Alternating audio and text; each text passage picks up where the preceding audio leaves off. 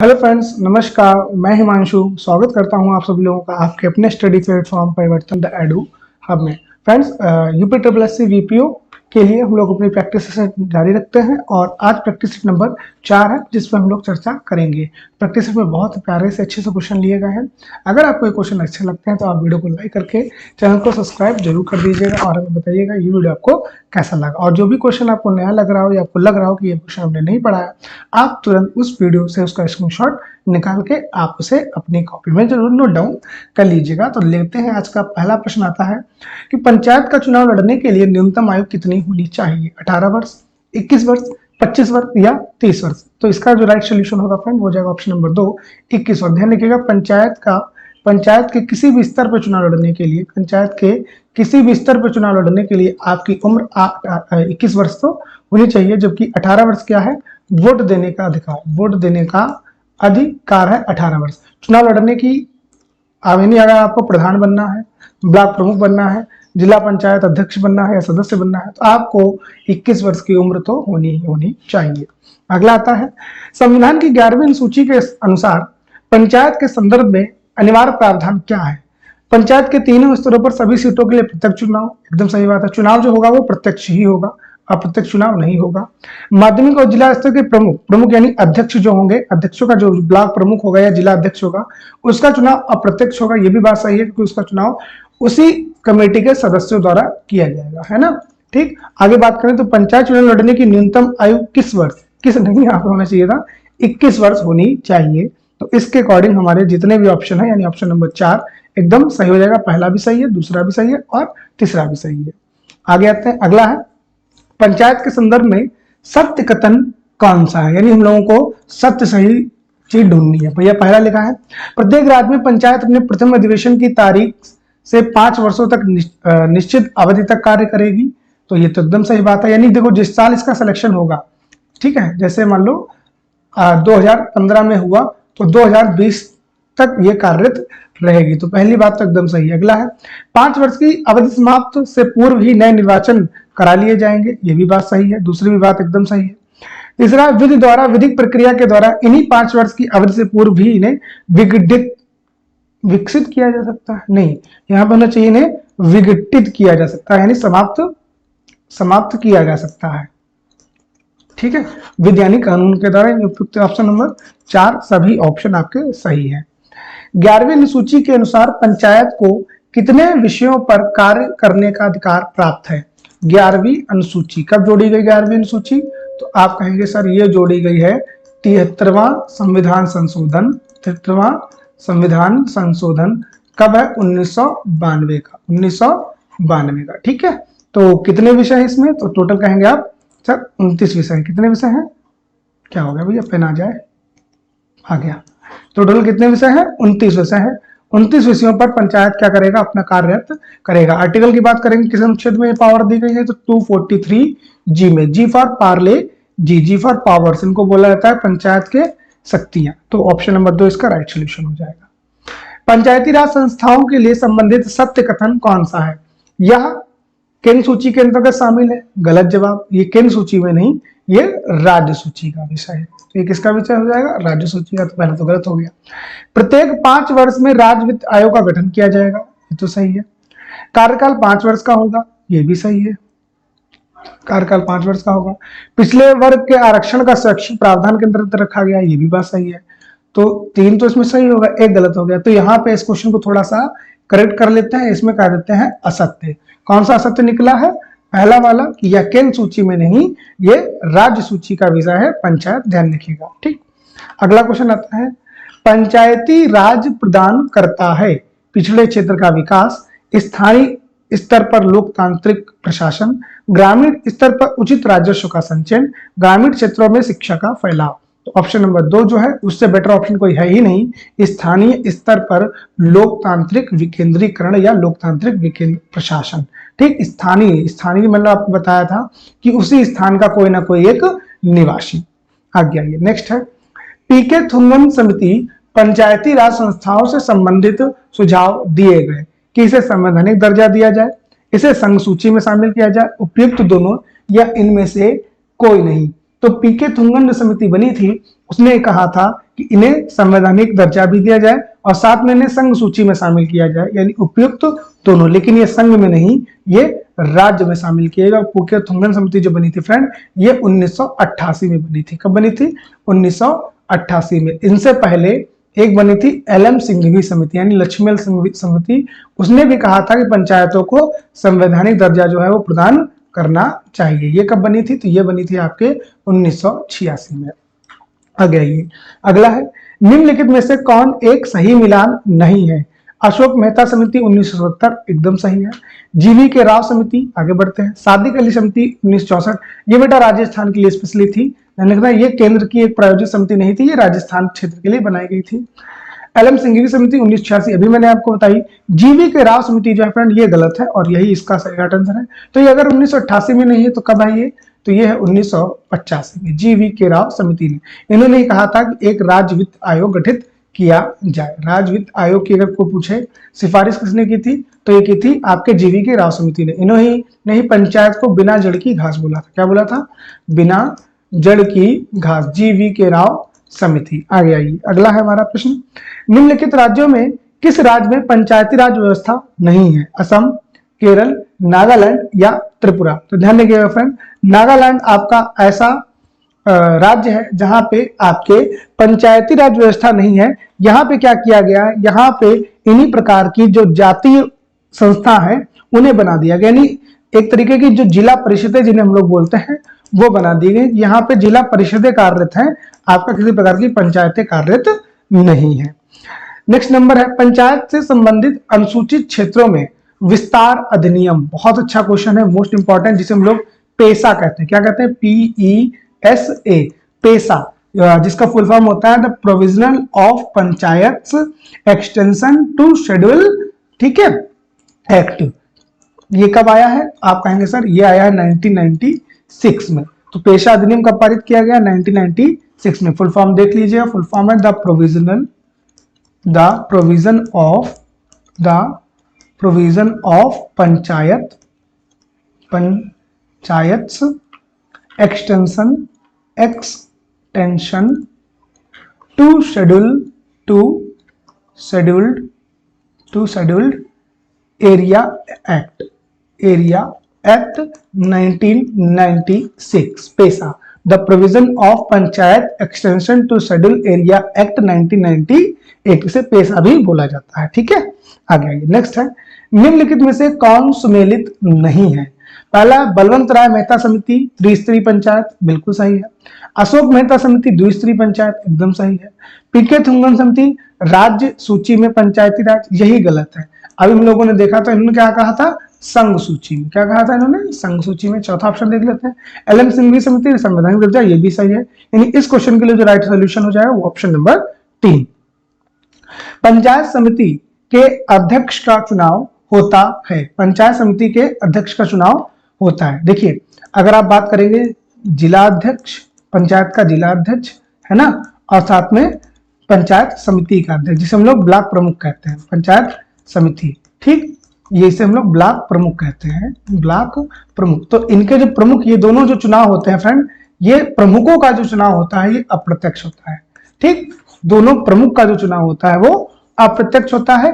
ठीक है, इन्हीं उसी के समिति के ही, पंचायत समिति के ही सदस्य मिलकर अपना ब्लॉक प्रमुख जो है वो चुन लेते हैं। ठीक, अगला है निम्नलिखित में से किस राज्य में 4 स्तरीय पंचायती राज व्यवस्था है? बहुत इंपॉर्टेंट है कि निम्नलिखित में से किस राज्य में 4 स्तरीय पंचायती राज व्यवस्था है? बिहार, कर्नाटक, पश्चिम बंगाल या उड़ीसा? तो वो कौन सा राज्य है? वो है आपका पश्चिम बंगाल। देख लेते हैं जरा 4 ईयर की इनकी। तो सबसे पहले तो वही स्तर जो है जो हर जगह है ग्राम पंचायत है। ठीक, दूसरा इनका जो है ये है आंचलिक परिषद, ये नया मामला है, आंचलिक परिषद, बाकी सब सही है ऐसे ही।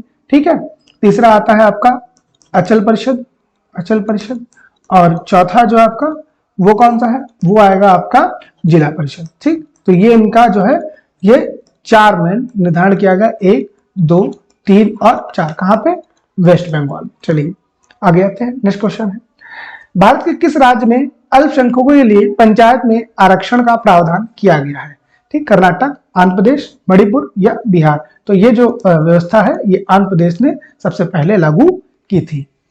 बिहार सरकार द्वारा किस वर्ष पंचायती राज व्यवस्था में महिलाओं को 50% आरक्षण देने का प्रावधान किया गया है, यानी महिलाओं को 50% रिजर्वेशन दिया गया है बिहार सरकार द्वारा किस वर्ष? ऑप्शन है 2005, 2004, 2006 या 2014। तो आप कहेंगे ये प्रावधान किया गया सर 2006 में। ठीक है, 2006 में महिलाओं को जो है 50% आरक्षण देने का प्रावधान किया गया है, जबकि 73वें संविधान संशोधन द्वारा महिलाओं को 1/3 यानी 33% आरक्षण देने की बात तो कही गई है। नेक्स्ट है, जिला पंचायत अध्यक्ष का चुनाव कौन करता है? जिला पंचायत के सदस्य, क्षेत्र पंचायत के सदस्य, लोकसभा के सदस्य या ग्राम सभा के सदस्य? तो जिला पंचायत का जो अध्यक्ष का चुनाव है, पहली बात तो ये अप्रत्यक्ष होगा, ठीक, और जिला पंचायत के जो सदस्य होते हैं वही जिला पंचायत अध्यक्ष को चुनते हैं। आगे आते हैं, नेक्स्ट है, पंचायती राज से संबंधित किस समिति का गठन योजना आयोग की सिफारिश पर किया गया था? पंचायती राज से संबंधित किस समिति का गठन योजना आयोग की सिफारिश पे किया गया था?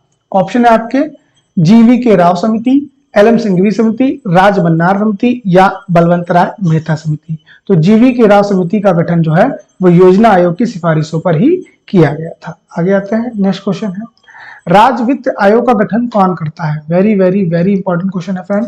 राज्य वित्त आयोग का गठन कौन करता है? मुख्यमंत्री, राज्यपाल, वित्त मंत्रालय या वित्त मंत्रालय राज्य?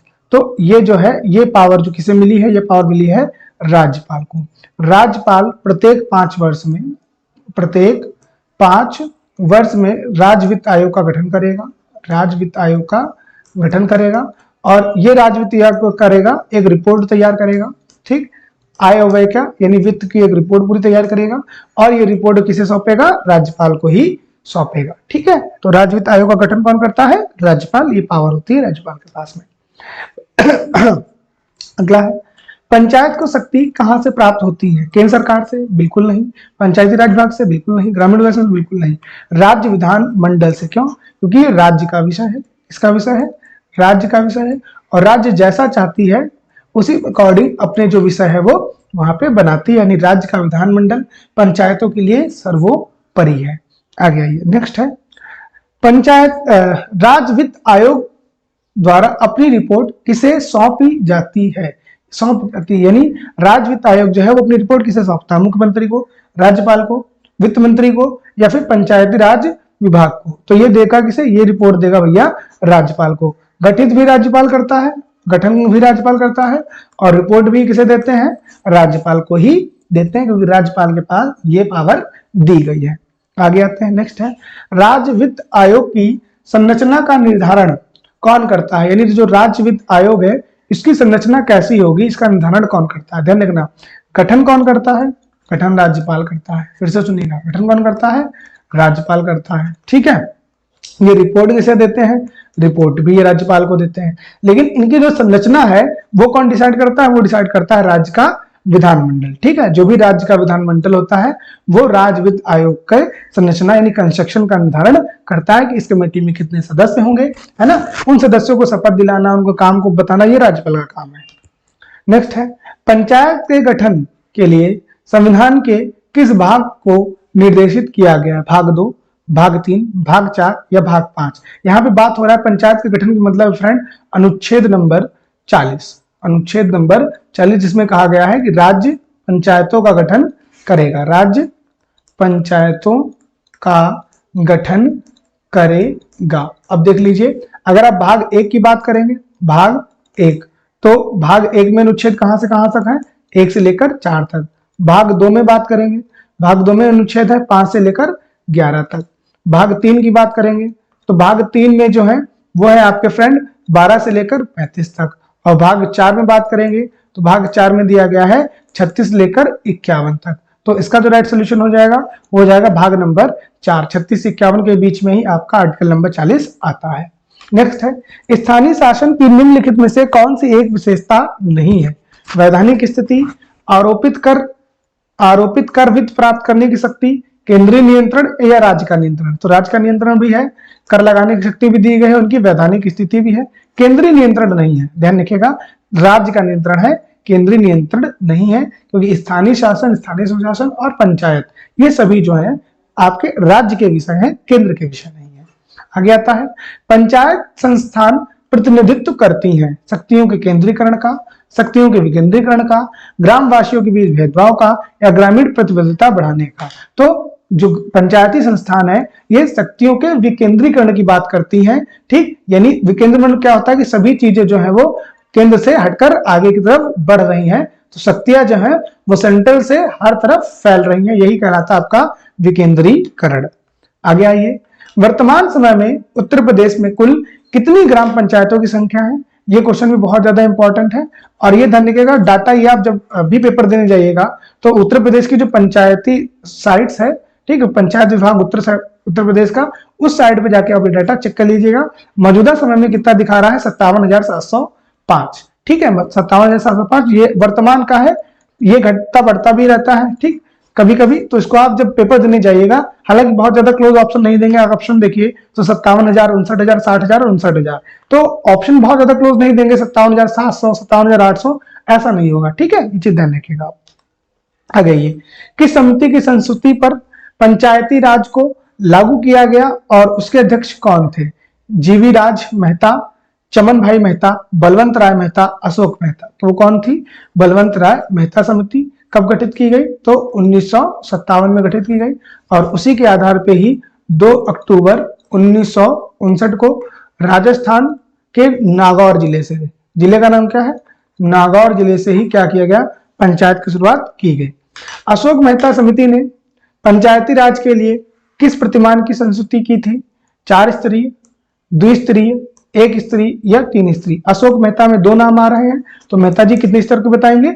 2 स्तर की। कब ये कमेटी बनाई गई थी? 1977 में। रिपोर्ट कब इसने प्रस्तुत की? तो आप कहेंगे सर रिपोर्ट प्रस्तुत की है 1978 में, है ना। तो अब तो धीरे धीरे आपको ये सब चीजें याद होने लगी होंगी। आगे आते हैं, भारत में मंडल पंचायत की सांसद संस्तुति की गई थी।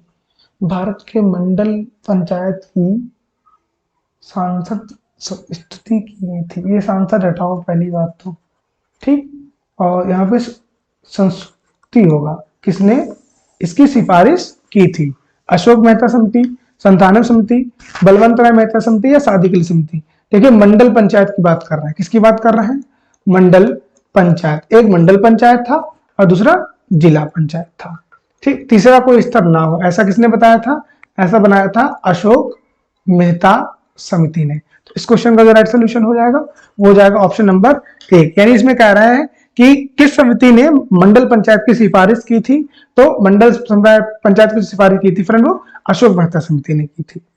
29 नंबर है, निम्नलिखित में से कौन सी समिति पंचायती राज व्यवस्था से संबंधित नहीं है?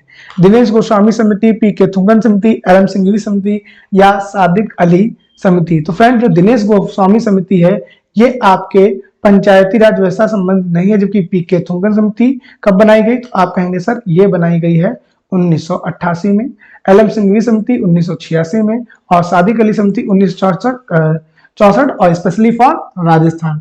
जो दिनेश गोस्वामी समिति है ये चुनाव सुधार के लिए बनाई गई थी। किसके लिए बनाई गई थी? चुनाव सुधार के लिए बनाई गई थी। चलिए आगे देखिए, इसका 1990 में गठन हुआ था, ध्यान रखिएगा पॉइंट, किसका? दिनेश गोस्वामी समिति का। आगे आते हैं, आज का अंतिम प्रश्न है, पंचायती राज में गठित निम्नलिखित में से किस समिति ने पंचायती राज संस्थाओं को सुनिश्चित करने हेतु संवैधानिक का सुझाव दिया था? यानी किसने कहा था कि पंचायतों को संवैधानिक दर्जा प्रदान किया जाए? हनुमंत राव समिति? बिल्कुल नहीं। सादिक अली समिति? बिल्कुल नहीं। जी हाँ, एल.एम. सिंघवी समिति। इन्होंने ही कहा था कि पंचायतों को सबसे पहले क्या किया जाए? संवैधानिक दर्जा प्रदान किया जाए, जिससे पंचायतें जो है वो सभी राज्यों में आसानी से लागू की जा सके। फ्रेंड यहाँ पे हमारे 30 क्वेश्चन समाप्त होते हैं। आप बताइएगा कि ये वीडियो आपको कैसा लगा और आपको ये क्वेश्चन कैसे लग रहे हैं। मिलते हैं नेक्स्ट वीडियो में, तब तक आप लोग अपना बहुत बहुत ध्यान रखिएगा। आपका बहुत धन्यवाद।